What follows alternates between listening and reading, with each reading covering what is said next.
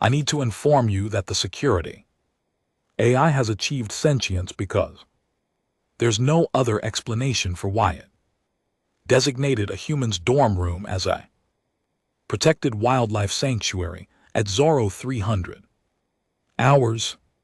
Look, I've been running security at this academy for 15 cycles. I've seen students smuggle contraband. I've broken up fights between species that communicate through violence, and I once had to explain to Hive Collective why they couldn't store their queen in the communal showers. Nothing surprises me anymore except Grace. The alarm went off during my night shift, which should have been routine monitoring paperwork, the occasional drunk student trying to hack the cafeteria dispensers. Instead, my screen lit up with warnings that made my secondary eyelids flutter in confusion.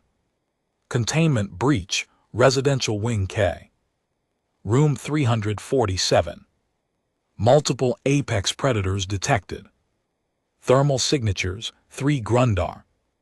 Juveniles. Now Grundar aren't just dangerous. They're the kind of dangerous that makes other dangerous species nervous. Quadrupedal covered in armored fur. Claws that can slice through hull. Plating and a bite force that turns bone into powder. Their juveniles are worse because they haven't learned restraint yet. A Grundar cub will disembowel you just to see what happens. And I had 3 of them in a student dormitory. I hit every alarm protocol we had. Backup teams scrambled. Medical stood by. I grabbed my heavy stunner, the one we keep for actual emergencies, and ran toward residential. The system kept updating as I sprinted through corridors, and each update made less sense. Threat assessment low. Aggression indicators none detected.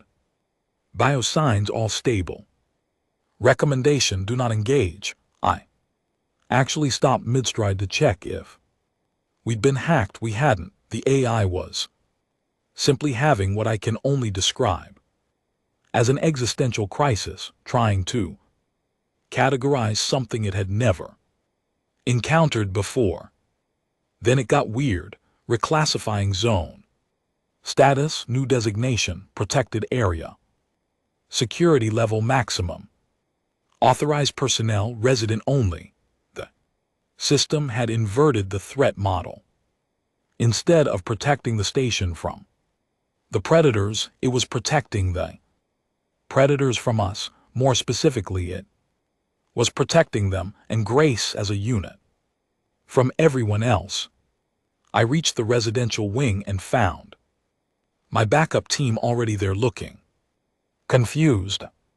Merc, my second, had his scanner out and kept tapping it like it was broken. "Sir, the readings don't make sense," he said. "There are definitely 3 Grundar cubs in there, but the system won't let me classify them as threats. It keeps flagging the human as I don't know how to describe it. Primary Guardian Pack Alpha, the translation matrix is having a breakdown." I checked my own scanner. He was right. The thermal imaging showed 3 juvenile Grundar, approximately 80 kg each, all the biological markers of apex predators, and 1 human Grace, maybe 60 kg, soaking wet, surrounded by them. No signs of struggle, no distress signals, just coexistence. "Life signs on the human?" I asked. "Stable, optimal. Actually, she's asleep." Asleep? This human was asleep while sharing a room with 3 creatures that hatched hungry and stayed that way. I ran a deep scan, checking for drugs, pheromones, anything that might explain how she was still alive. Nothing, just a normal human radiating that weird warmth they all produce, breathing in that irregular pattern they call restful. The cubs were also asleep, curled up, relaxed. Every scanner we had confirmed it. Options, I asked Murdo. We could pump in sedative gas, extract the human before the cubs wake up, and if they wake up during extraction. He didn't answer. We both knew what happened when you separated Grundar cubs from something they'd claimed. The station had insurance, but not that much insurance. The doors unlocked. Another team member offered, which seemed impossible. I checked. It was true. No security seal, no emergency lock, just a standard dorm door that anyone could open. This human was sleeping with 3 apex predators and hadn't even locked her door. I made a command decision. I overrode the lock anyway, set my stunner to maximum and entered alone. If this went wrong, I didn't need my whole team shredded. The door slid open silently. The room was standard student issue. Small, efficient, designed for one occupant. Grace had attempted to personalize it with some fabric draped over the furniture and what looked like organizational charts on the wall. And in the sleeping nook I found them. Grace was sprawled on her back in that boneless way humans sleep, one arm over her head, the other flung to the side. Her breathing was deep and even, completely relaxed. The 3 Grundar cubs had arranged themselves around her like she was their personal heating unit. The largest dark fur with silver markings had its massive head resting directly on her chest, rising and falling with her breathing. Another, slightly smaller with brown striped fur, was wedged between her left side and the wall, pressed against her ribs. The third, black with white patches, had claimed her legs, stretched across them, with its tail wrapped around her ankle. All 3 were doing that subsonic rumble that Grundar make when they're content safe, protected. They noticed me immediately. 6 eyes opened, reflecting my helmet light, but they didn't move, didn't bare teeth, didn't tense for attack. One of them, the largest, just looked at me with an expression I can only describe as mild annoyance, the look you give someone who's interrupting your nap. Then it yawned, showing rows of teeth designed to tear through armored prey, put its head back down on Grace's chest, and closed its eyes. The system updated Grace's file in real time while I stood there. Resident classification updated. Threat level 0. Status Guardian class, protective. Protocols engaged. Additional security unnecessary. Guardian class. The system had invented a new category because nothing in its database explained what it was seeing. I just stood there, stunner still raised, trying to figure out what to do next. Grace shifted in her sleep, muttered something unintelligible, and draped her arm over the cub on her chest. It leaned into the touch. That's when Grace opened her eyes. She blinked a few times, focused on me, standing in her doorway in full tactical gear with a weapon drawn, and said with the kind of casual confusion that only humans can manage, "Is it a fire drill?" "No," I managed to say, still trying to process the fact that she was petting one. She was actively petting a Grundar cub, like it was some kind of domestic companion animal. Not a fire drill. Grace sat up, which required negotiating with 80 kg of predator currently using her as furniture. The cub on her chest grumbled, shifted, and relocated to her lap. The one against her ribs stretched, yawned again, and flopped over her legs. She scratched behind its ears. It leaned into the scratch. "Then why are you in my room at," she checked her comm, 300, "in the morning with a gun? That's a Stunner, I corrected automatically. And I'm here because you have 3 grunned cubs in your dormitory. She looked down at the cubs, then back. At me, yes, that's a problem, why? Stared at her, she stared back. The cubs stared at both of us, looking monumentally uninterested in the conversation. Because they're apex predators, I said. Slowly, because they could kill you in approximately 4 seconds, because Grundar juveniles are classified as extreme biological hazards, because you're violating about 30 safety protocols just by being in the same room with them. Grace looked down at the cub in her lap. It had rolled onto its back and was doing that thing where it waved its paws in the air. She rubbed its belly. It made a sound like a malfunctioning engine, which I recognized as pleasure. They showed up 2 days ago, Grace said. They were wandering the halls looking lost. No one was watching them. They followed me back here, and I didn't know what else to do, so I let them stay. You let them stay. They seemed tired. They seemed tired, I repeated, because my translator had to be malfunctioning. Yes, and hungry. I gave them some of my protein rations. They loved it. She smiled at the memory, then they just curled up and went to sleep. They've been here ever since. The cubs, hearing themselves discussed, perked up slightly. The one at her feet crawled forward and butted its head against her hand, demanding attention. She provided it. Grace, I said, trying to sound authoritative instead of baffled. These are not pets, these are Grundar. Do you understand what that means? They're aliens. They're predators, obligate carnivores.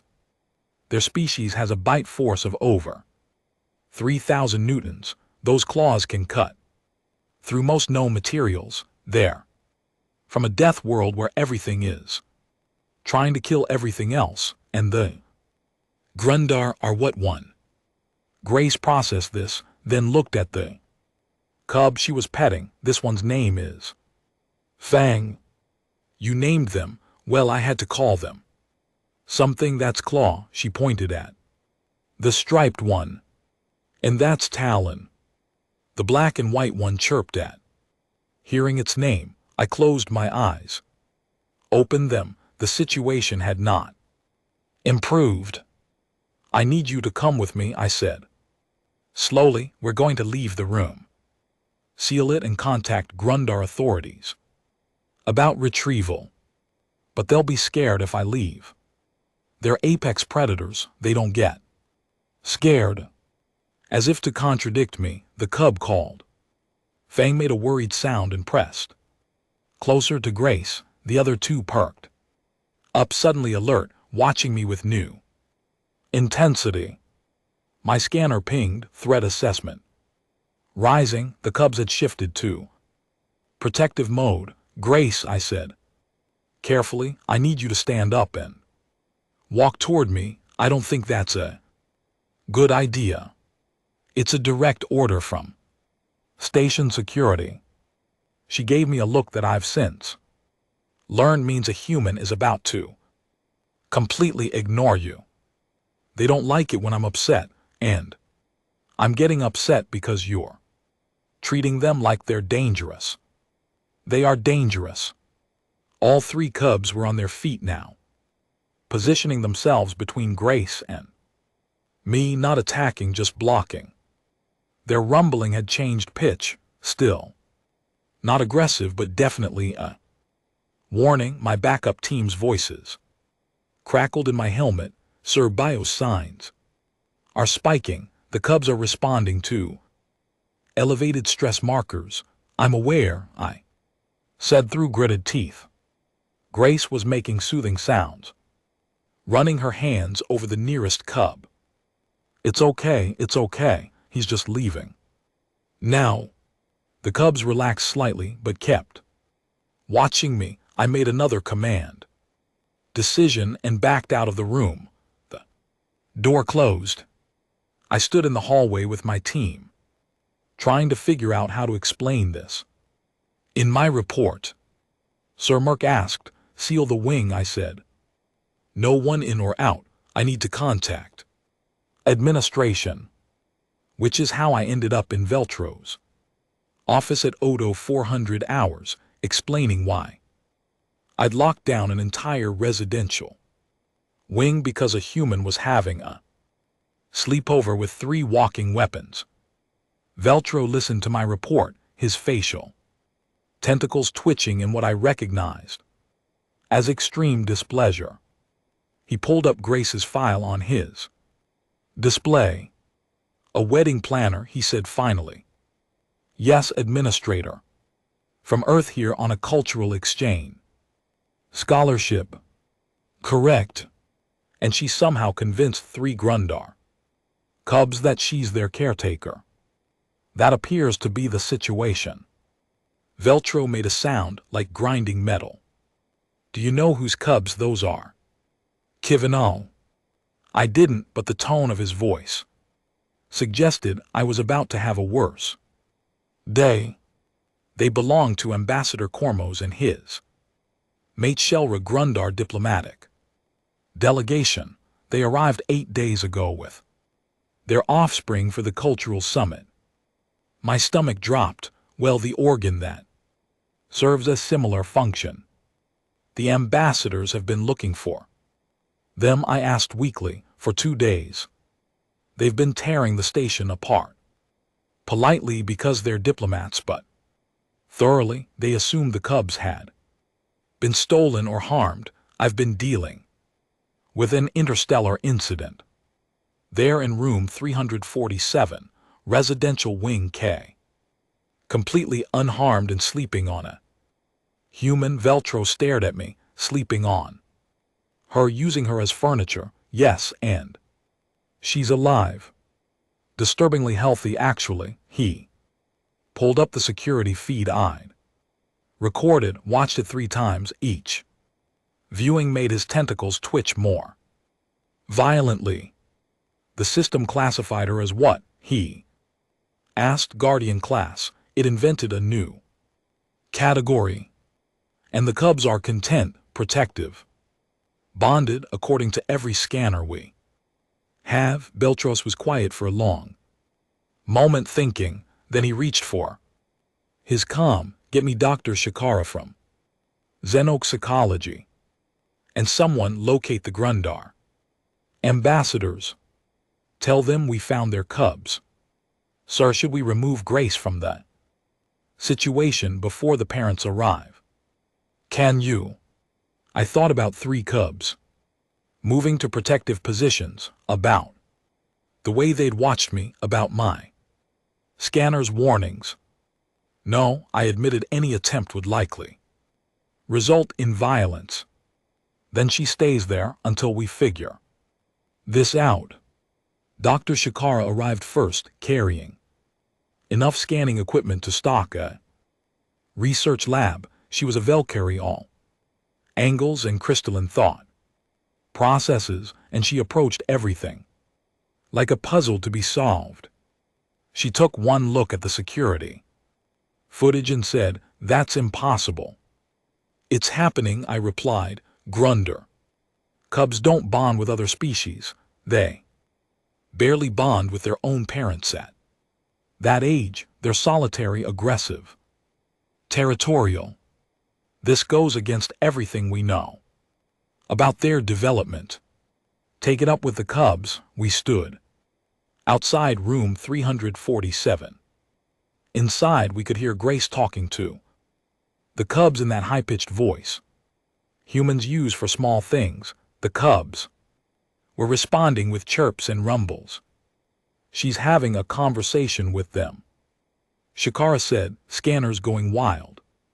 They're responding to vocal cues. That's not supposed to happen for another 6 months of development." "Can you explain it?" "No, I need to observe them directly. The last time someone tried to enter That room, the cubs became protective. Shakara considered this. What if Grace invites me in? It was worth a try. I activated the doorcom. Grace, this is Kavanaugh from security. I have a xenopsychologist here who'd like to talk with you. May we come in? Silence. Then is she nice? Shakara leaned toward the comm.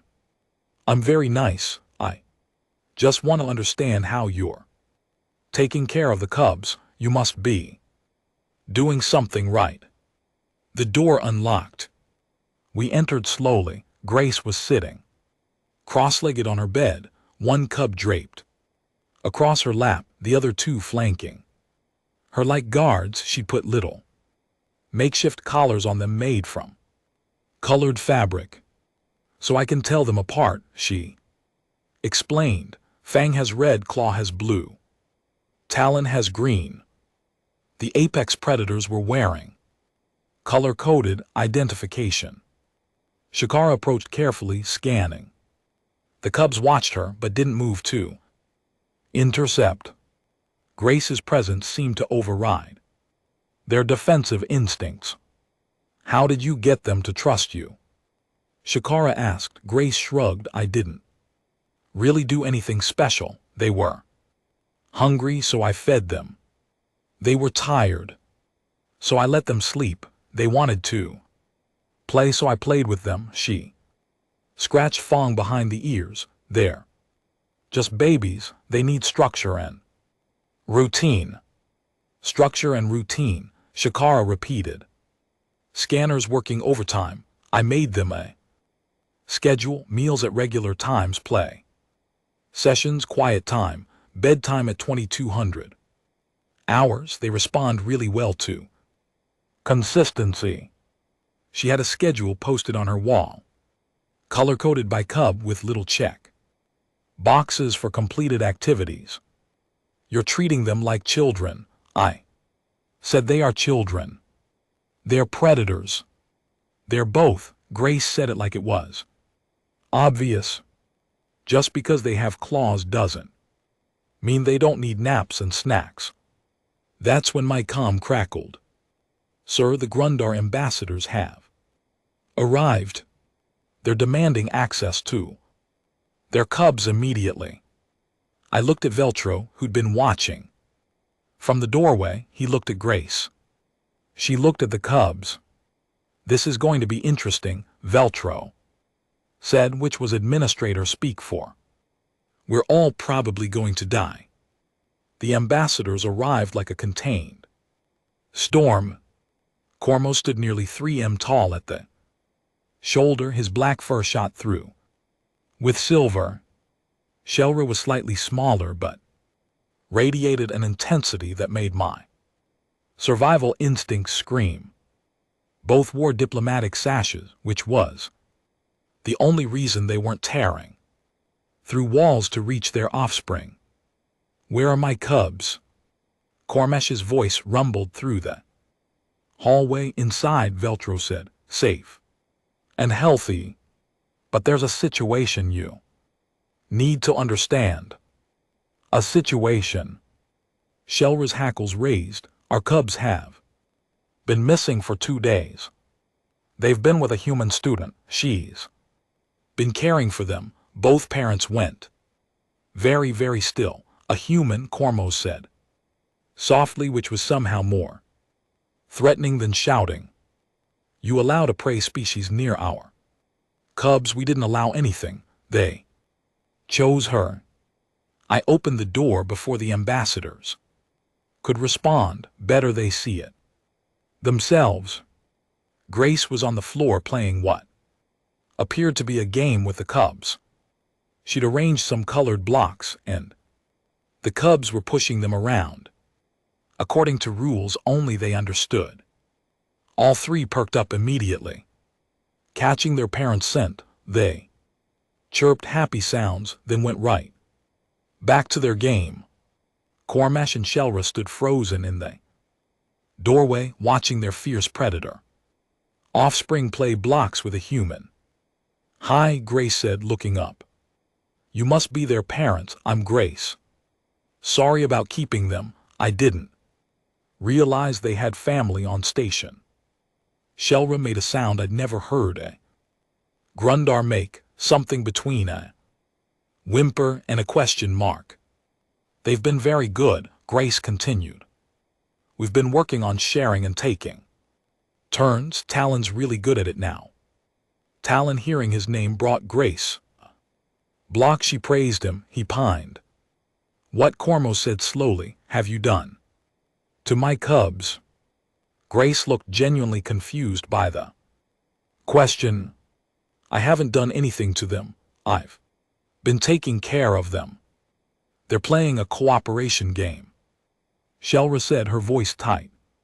Our cubs don't cooperate, they compete. It's instinct. Oh, they competed at first, Grace said cheerfully. There was a lot of pushing and fighting over the food bowls, so I implemented a rotation system. Now they take turns and everyone gets equal portions, much less conflict. Cormos moved into the room slowly, every muscle coiled. The cubs glanced at him, chirped in greeting, then returned their attention to Grace, not to their father, to the human. Come here, Cormesh commanded in Grundar, the deep frequency that translates as absolute parental authority. Fang looked up, tilted his head, then looked at Grace as if asking permission. She nodded. It's okay, go see your dad. Only then did Fang trot over to his father, who bent down to sniff and examine him.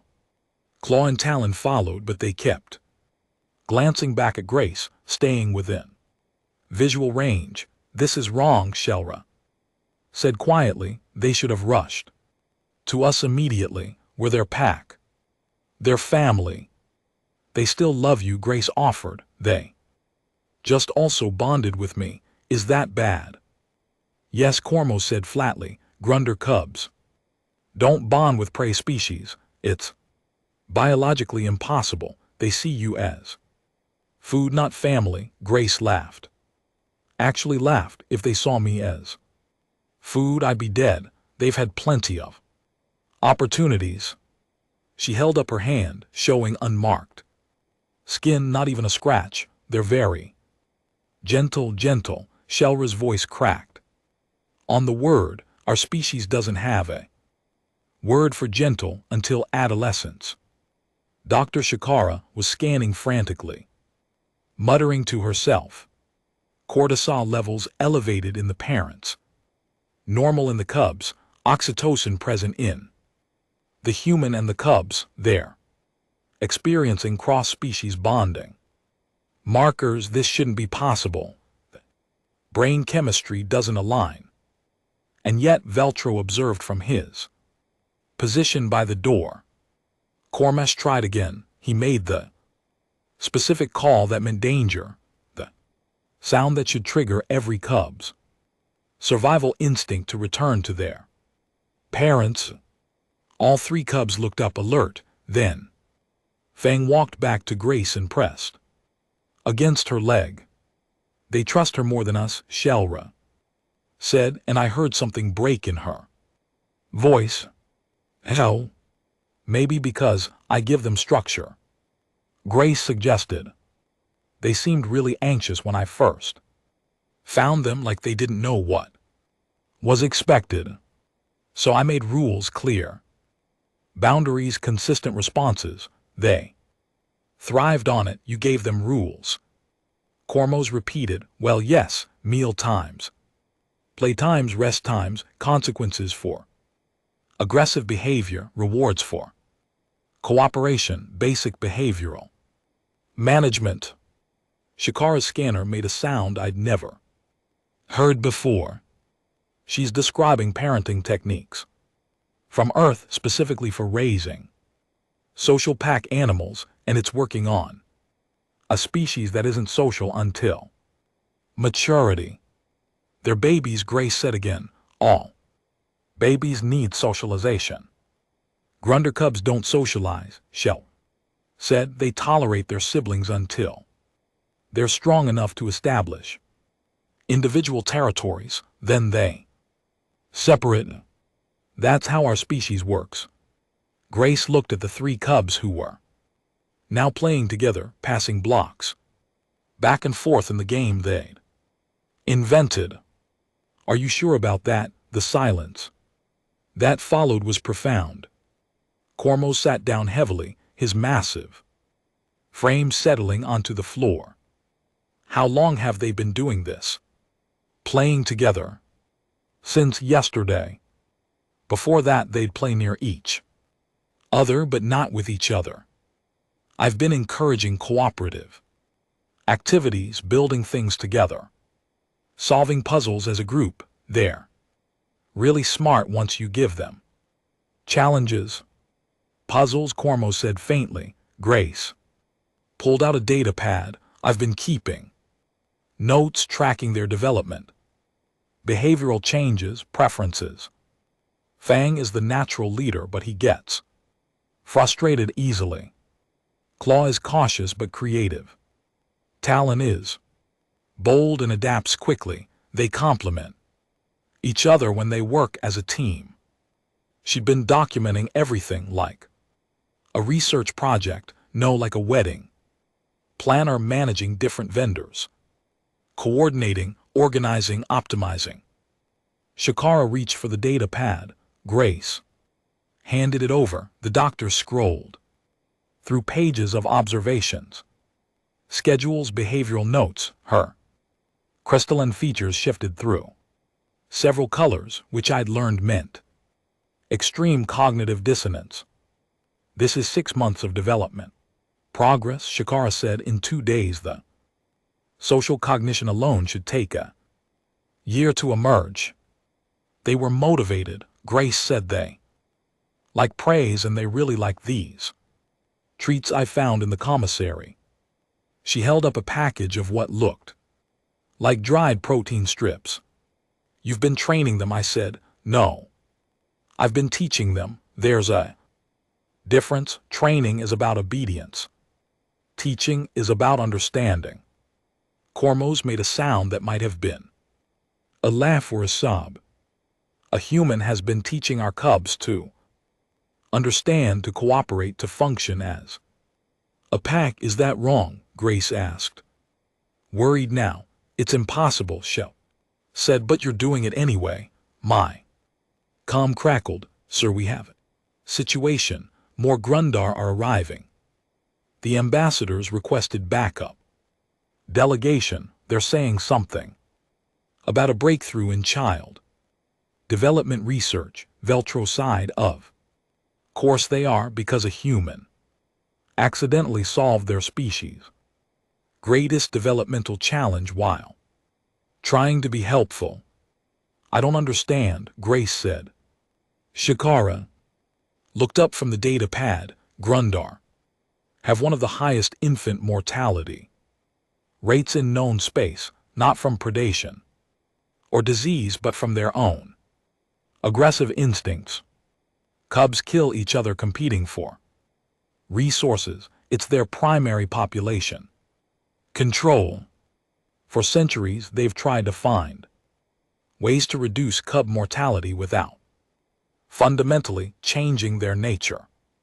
And you, Cormo said, looking at Grace, somehow taught our cubs to cooperate instead of compete. In 2 days, I just gave them structure and positive reinforcement, Grace said, and made sure they knew they were all equally valued.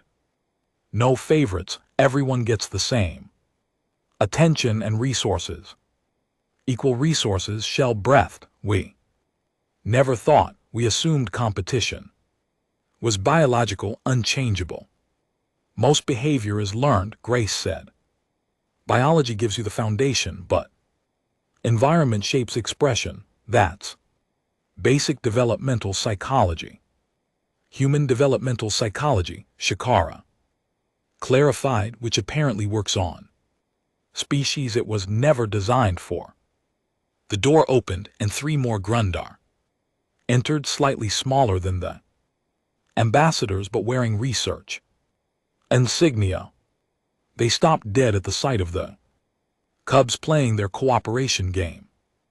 Ambassador Cormos once said, "We came as soon as we received your message about the cubs being found. Are they harmed?" "No," Cormos said, "they're thriving." "Show them Grace." Grace looked uncertain but stood up. "Okay, guys. Showtime. Can you show the visitors your stack?" "Game." The three cubs immediately moved to a clear space. Working together, taking turns, they began stacking blocks into a tower. When one block was placed poorly and the tower wobbled, they problem solved together to stabilize it. No fighting, no aggression, just collaboration. One of the researchers made a sound like dying machinery. "That's not possible. They're barely past hatching age." "They hatched 6 months ago," Shelra said. "Standard development should have them in solitary aggressive phase for another 6 months minimum." "How?" another researcher demanded. "What did you do?" Grace pulled out her data pad and showed them her notes, her schedules, her behavioral management system. They crowded around, reading their vocalizations, shifting between confusion and excitement. "She's using positive reinforcement conditioning," one researcher said. "But that only works on species with developed social cognition. Unless the social cognition develops in response to the conditioning," another countered. "Environmental pressure driving accelerated neural pathway formation. That's not how Grundar neurology works." "Apparently it is." They began arguing in rapid. "Grundar, too fast for my translator." Grace looked at me helplessly. I had no guidance to offer. This had gone so far beyond my security protocols that I was just documenting everything for the inevitable inquiry. Veltro stepped forward. "Perhaps we should move this discussion to somewhere more appropriate. The research wing has facilities better suited for this kind of analysis." "No," Fang said. Everyone stopped. Room went completely silent. "Did that cub just?" Shikara started. "No," Fang repeated, pressing against Grace's legs. His siblings flanked him, forming a protective triangle around her. "They're speaking," one researcher whispered. "Verbal communication. That's 8 months early. No leave." Claw added, his vocabulary limited, but his meaning clear. "Stay." Grace Talon finished. Grace looked down at them, surprised. "You can talk," Little Fang said. "Stay you." "They've been listening to her," Shikara said, scanning frantically. "Language acquisition through environmental exposure, but the cognitive development required to produce speech at this age should be impossible." "There's that word again," Beltro muttered. "Impossible." Cormos knelt down to his cub's level. "Young ones, we need to study what Grace has done to help other cubs. You'll still see her." "No." Fang was adamant. "Stay, Grace. Safe, Grace." "Safe," one of the researchers repeated. "They're not just bonded, they're protective. They've designated her as Pack." Shelra moved closer to Grace, careful not to trigger the cubs. "Defensive response. What have you done to earn this level of loyalty?" "I don't know," Grace said honestly. "I just treated them like they mattered. Like they were individuals with needs and feelings. I listened when they were upset. I celebrated when they succeeded. I was consistent and fair." "You parented them," Shelra said softly. "Better than we could." "That's not true. You're their parents. I don't know what I am." "You're their teacher," Cormos said. "Their guide, their pack leader, apparently." He looked at his cubs, at the way they watched Grace, trusted her, protected Her, I don't know whether to be grateful or devastated. Both, Shelra said, definitely both. More Grundar were arriving, I could hear them in the hallway, voices urgent. My security team was trying to maintain order, but this had transformed from a security incident into a scientific breakthrough. We need to transport the cubs and the human to the research facility, one of the scientists said. Controlled environment, proper observation. No transport, Fang said firmly. His siblings echoed him. They won't go. Grace said, and I don't think you can make them without violence. She's right, Cormash said. They've claimed this space as their den. Trying to remove them would trigger defensive aggression.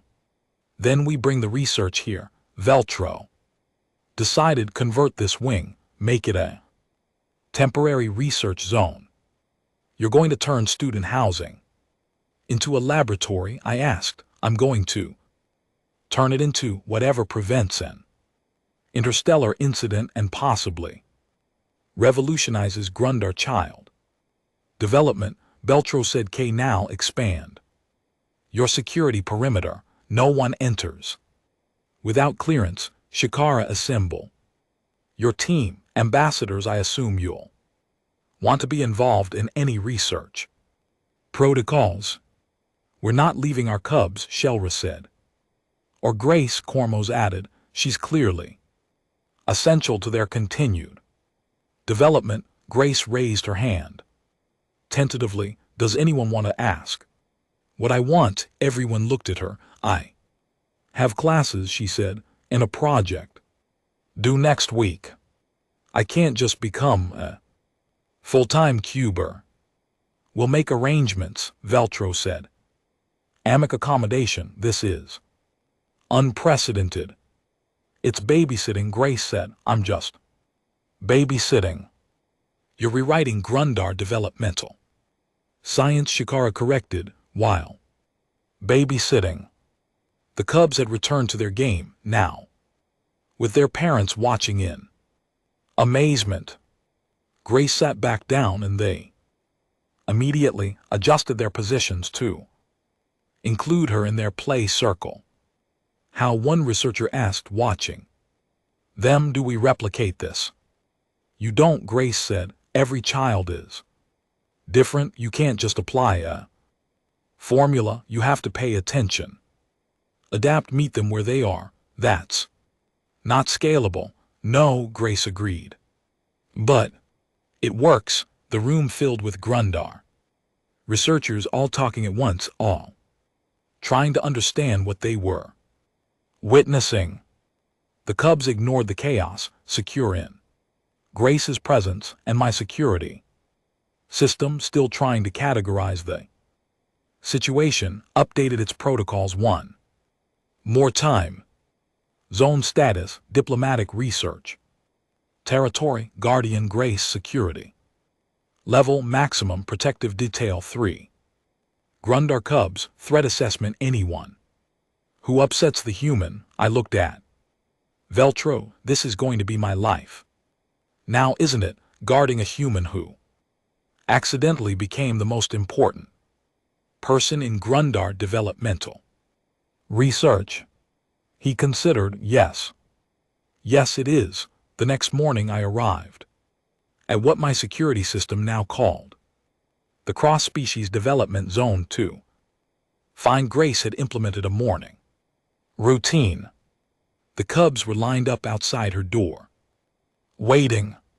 When she emerged, she greeted each one individually, checked them over for any issues, and then led them to the communal area that had been hastily converted into a combination daycare and research facility overnight.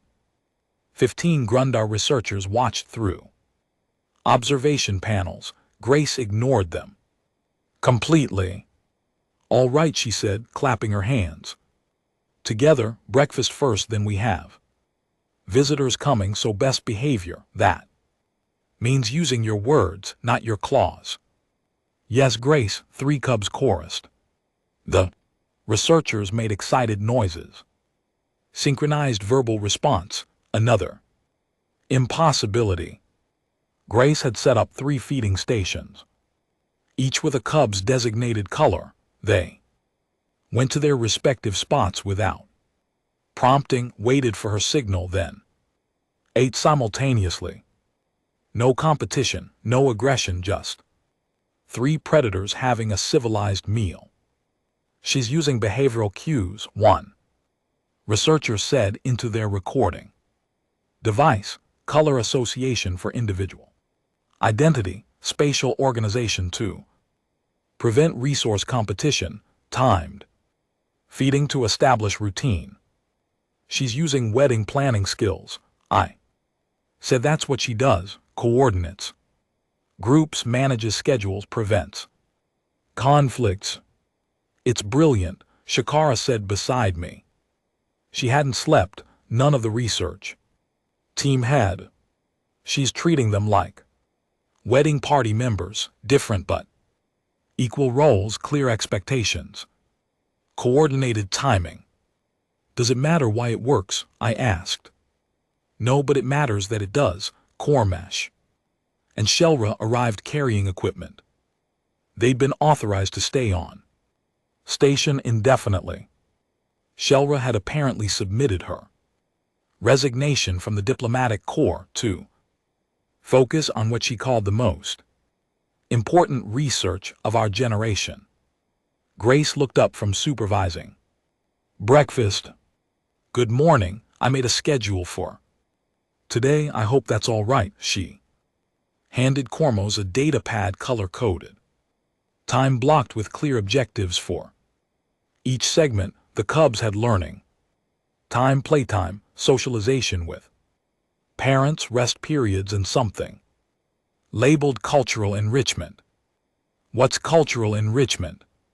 Cormos asked. I thought they should learn about both cultures, human and Grund, so they understand where they come from and where they are now. Shelra made that sound again, the one between a whimper and a question. You're giving them cultural education.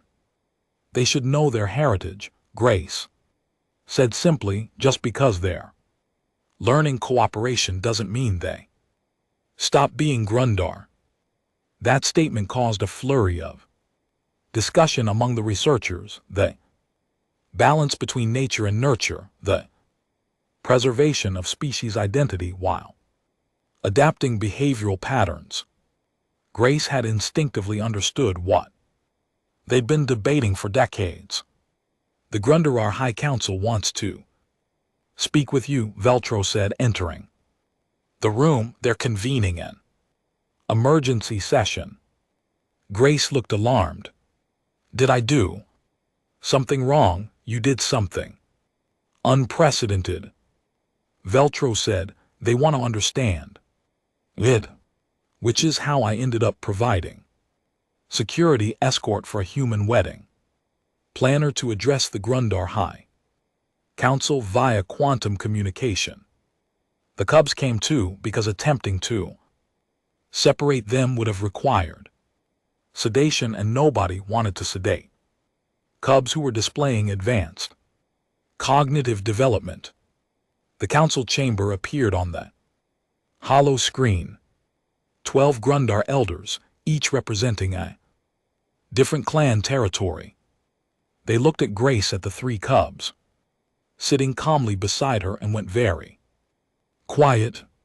You are the human called Grace, the eldest said. Yes, counselor, you have taught our young to cooperate. I've been helping them. Yes, our species does not cooperate at that developmental stage. It is contrary to our nature. Grace considered this with respect. Counselor, maybe it's not contrary to your nature, maybe it just wasn't encouraged before. The chamber erupted in growls and heated discussion. Grace waited patiently, one hand resting on Fang's head. When the noise subsided, another counselor spoke. You claim our fundamental understanding of our own species is wrong. I claim that behavior is flexible. Grace said, your cubs are still Grundar. They still have hunting instincts, territorial awareness, all the traits that make them predators, but they're also capable of working together when it benefits them, when they feel safe enough to try. Safe, the eldest repeated. Yes, they were anxious when I found them, scared. Actually, they didn't know what was expected or what would happen, so they defaulted to competition because that's what felt natural. But once they had structure, once they knew the rules, and that following the rules led to positive outcomes, they chose cooperation. Chose, another counselor said. You believe they have choice at this age? All beings have choice. The question is whether they have the information and environment to make good choices. Fang looked up at Grace, then at the council. Grace, safe. We learn good. The council chamber went absolutely silent. How long has he been speaking? The eldest asked quietly. Since yesterday, Cormos answered. All three cubs are developing verbal skills months ahead of schedule. Because we talk to them, Grace said. Constantly, we explain things, ask questions, encourage them to express themselves with words instead of actions. They're incredibly smart. They just needed the opportunity. One of the counselors leaned forward. If this method works, if it can be replicated, you understand what you've done. You've potentially solved our greatest species challenge. Cub mortality could drop by 70% or more. I just gave them what any child needs. Grace said, attention, consistency, and respect. It's not that simple, another counselor argued. There must be specific techniques, methodologies we can document and teach. There are, Shakara interjected. We've been documenting everything, but Grace is right. It's not a formula, it's an approach. Philosophy of interaction. Then we need trainers, the eldest said. Individuals who can learn this approach and teach it to parents across all Grundar territories. That will take time, Beltro said, and resources. We have both, the eldest looked at Grace. Human Grace, would you be willing to help develop this training program? Grace blinked. I'm a wedding planner. I'm not qualified to revolutionize child development for an entire species. You already have, Shelra said softly. I was just helping some lost cubs. You were changing our future, Cormos said, whether you meant to or not. Grace looked at the three cubs, who looked back at her with trust and affection. She sighed. I have one condition. Name it, the eldest said. The cubs stay with me during the development process. I'm not disrupting their routine when they're finally stable and happy. The counselors conferred. Agreed. They've clearly bonded with you. Separation would be detrimental to the research. Also, Grace added, I still need to finish my degree, so whatever help I provide has to work around my class schedule. I watched the Grundar High Council agree to schedule interspecies developmental research around a human's wedding planning coursework. Universe had become very strange. Over the following weeks, my job transformed completely. I wasn't just providing security anymore. I was managing a constant flow of researchers, educators, and Grundar parents who came to observe Grace's methods. The cubs thrived, growing larger and smarter each day. Grace maintained her schedules with terrifying efficiency. The cubs had learning blocks: play, Sessions, cultural education with their parents and what she called independent time where they practice making their own choices within safe parameters.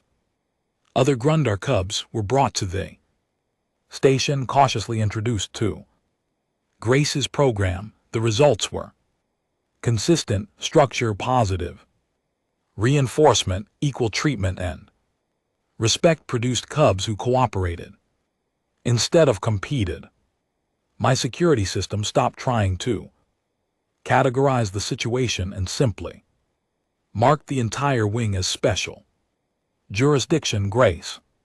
3 months after that first night, I stood in the observation room watching Grace conduct what she called a socialization session.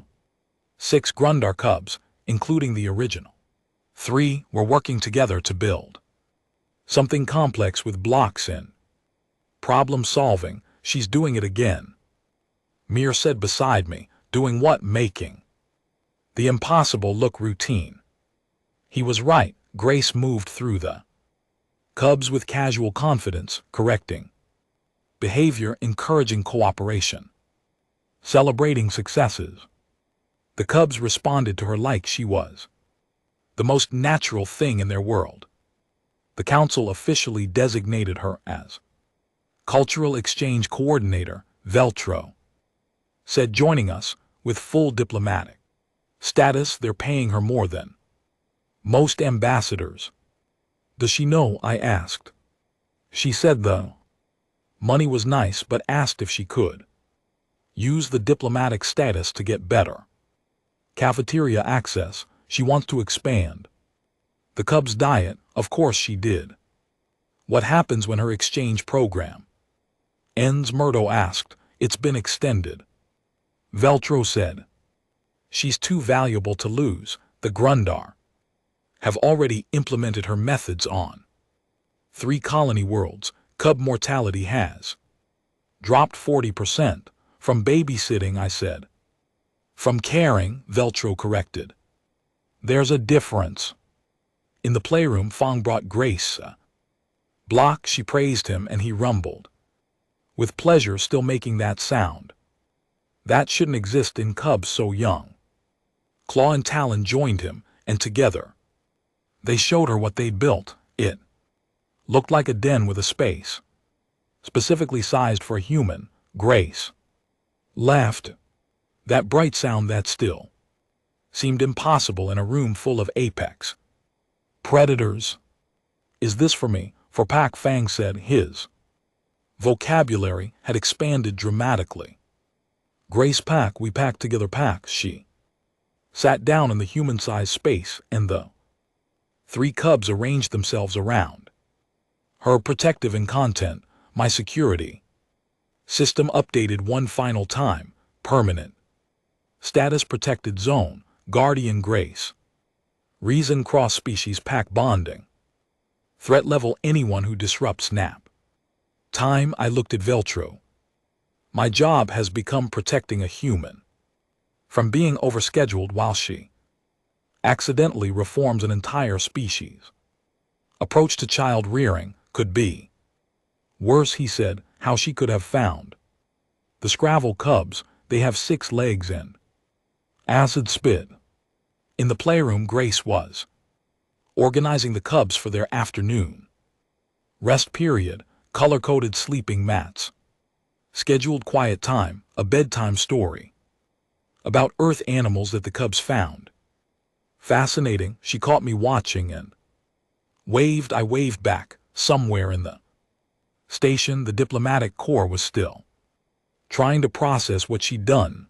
The research teams were still documenting every interaction. The Grundar Council was still restructuring their entire approach to child development, and Grace was reading a story about puppies too.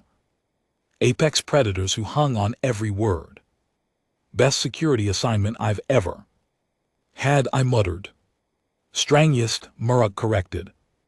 That too.